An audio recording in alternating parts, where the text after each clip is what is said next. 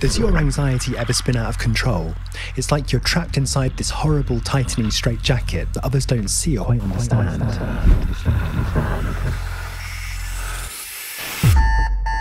The alarm grinds your eyes open and something seems off. An unease creeps up and hovers in your chest, pursuing you like a pesky wasp, set to unleash a nasty sting the moment you drop your guard. So radar locked onto incoming threats, your day unfolds amidst a backdrop of discomfort and distraction. And other days you've got so much stuff going on, deadlines, commitments, other people, that it feels like drowning with no shoreline in sight or second to swim. No matter how fast you paddle, it's like the world has set you up to sink. It feels unsafe. Or maybe not in a physical sense, the mental and emotional impact is real. You don't deserve this, which makes it something for us to tackle. Hey everyone, I'm Dominic Decker, a registered therapist and your support for a calm and confident future. Today, we're revealing 3 vital truths about stress and anxiety to help set you up for the assured life you want. Well, let's jump in. Truth 1. A degree of anxiety is essential. It's a natural survival mechanism. Now, you might need excess worry about as much as a broken leg, but imagine for a moment if you never felt anxious. Or what might you do if you had no sense of fear or radar for risk? Defined as a feeling of worry or unease about something with an uncertain outcome, a degree of anxiety is vital to survival. It motivates us to act upon concerns, avoid careless decisions, and step back from dangerous acts. Here's an example. Bring your mind to an important event like an exam or job interview, or imagine a moment when you sense some threat or danger, like hearing strange sounds at night. In these situations, some symptoms of unease are normal: sweatiness or racing pulse, shallow breathing, tense muscles, and a dry mouth, and so on, as these symptoms prime you to prepare for action. Or even positive developments, new relationships, holiday prep, or moving home introduce unknowns. Yet everyday anxieties tend to be occasional, mild and brief. More minor worries reduce when we act and prove ourselves able to handle events. But things can escalate when fear and negative thinking take over. The pressure may jump out of the blue as paralysing fear, some panic attacks, or lock your attention with frightening flashbacks, as in post-traumatic stress disorder.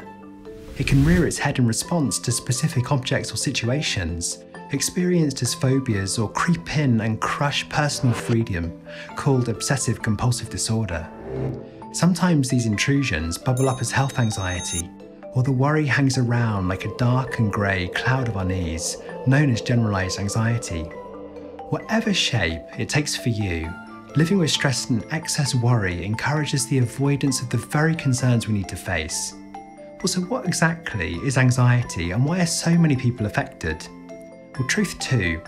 Anxiety or excess worry is not a sign of weakness, it's purely a response to stress. I hear many confusing and even ludicrous explanations for anxiety that it's worth repeating. Say it with me. Anxiety is not a sign of weakness, it's purely a response to stress. Good. Now, stress is our body's response to excess pressure. While stress is a natural reaction when feeling overwhelmed or ineffective, 2 specific gateways enable stress to manifest in excessive worry. The first relates to a mismatch between our resources. You can consider these as your well-being stocks and the demands or pressures we face. So imagine you have a new job. Naturally, you start a bit on edge as you adapt to unfamiliar demands. Learning the ropes takes you out of your comfort zone, new names and faces, a change of environment, updated rules and expectations. And you're keen to make a good impression too. All being well, you're up to the challenge. Hopefully you're in good health and have the necessary skills to cope with some initial pressure. Plus, you can bounce the experience with a supportive friend or family. And with help from colleagues and some time to get yourself adjusted, you soon find your feet. Add a sprinkle of positive feedback from your boss, and you'll soon be pleased with how you overcame those opening hurdles. Well, that's an ideal experience. You encountered a challenge and had the resources to pass safely through. But what when it's not like this? When the demands you face outweigh your resources to cope? Or back to our new job example, but things are different this time. Let's say the boss expects too much and hates mistakes, and colleagues appear flustered or care only about themselves. You soon feel overlooked and undervalued, uncertain of your role and ability to perform. Here you find it hard to put work aside and switch off out of hours, and with mental strains mounting, your ability to unwind and sleep is compromised, and downtime is invaded by unsettling thoughts about something that's happened or something that's coming up. Your sense of safety, security and control feel jeopardized, stress to fill you up fast. Because stress is cumulative. In other words, the demands you face quickly add up, and when lots of smaller strains and some big ones happen in a short period, you may lose your ability to cope and bounce back. You'll feel defeated and lack drive to perform.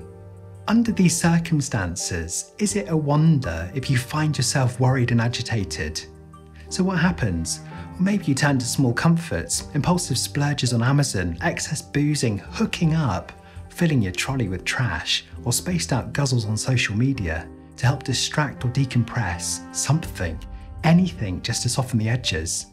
Yet as you know, these attempts at coping only generate more stress, and in the face of prolonged and excess pressure, anxiety can arise in response. By the way, nobody is immune, and strong people, those with the ability to take more on, may often suffer most.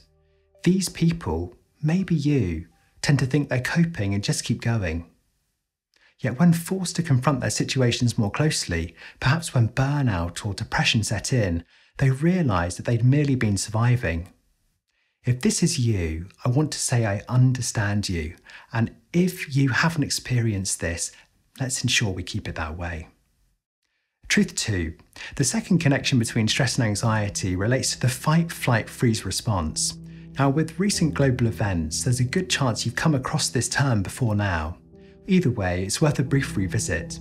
The fight-flight response is a physical reaction when confronting something mentally or physically frightening. This inbuilt tool has been essential for ensuring our survival. Well, imagine a scene from the past, the life of our hairy ancestors. Back then, Great Uncle Jack only had access to limited choices when dealing with danger. Life was crude and full of threats. Survival depended upon reacting in hostile situations, attack from a wild animal or maybe a neighbouring tribe. So what options did Jack have? Flight, he could run away in search of safety. Fight, confront the danger head on and hopefully win. Or freeze. Well, each of these options concerns supporting survival for another day, so if fight or flight weren't options, freezing might represent a playing dead to avert danger until it passed. In short-term and dangerous situations, this system serves us well, as the body jumps to high alert, heart pumping blood to the muscles, rapid and shallow breathing to prepare for physical effort, sweating to cool the body, etc. Nothing else matters but staying alive.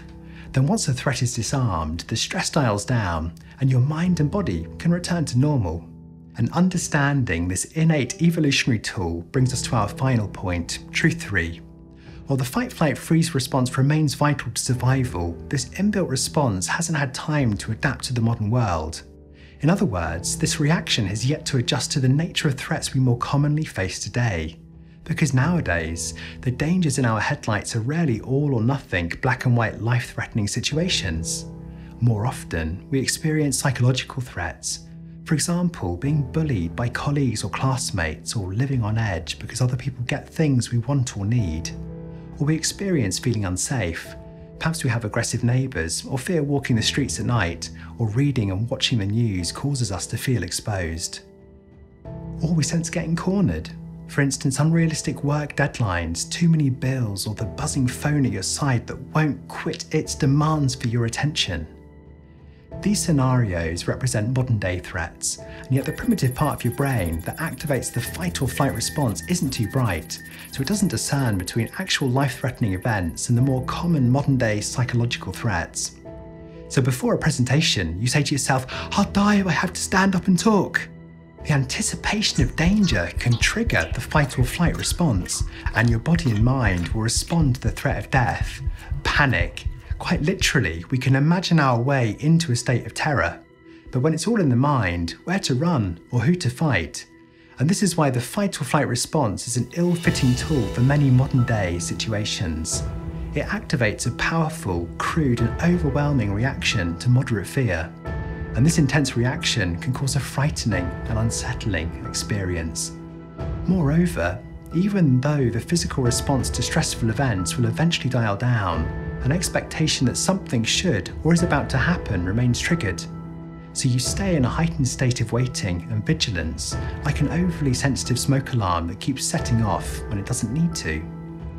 Do you ever feel that you're about to walk around a corner and have stones hurled at you? If so, you know what it's like to feel trapped in that ever-present sense of potential danger. Or if you've watched an unsettling movie, you know that on-edge feeling of pending unknown. It's tense and often exhausting. Rest or relaxation becomes difficult, and you become distracted and absent-minded and find it difficult to settle. Over time, this leads to excess arousal in the brain, a constant state of readiness. It's here we encounter unwelcome effects from excess stress, headaches, sleepless nights, skin complaints, turning to alcohol to soften the edges, etc. These are all signs that you've been pushed too far. And if this stress is left unchecked, it can develop into full-blown anxiety and its effects. Okay, so we've framed what's going on with stress and anxiety. Takeaway: we must address stress to deal with excessive worry. And to tackle stress, we need to carve out some distance from the immediate pressures we face. So let's get to it in the next video.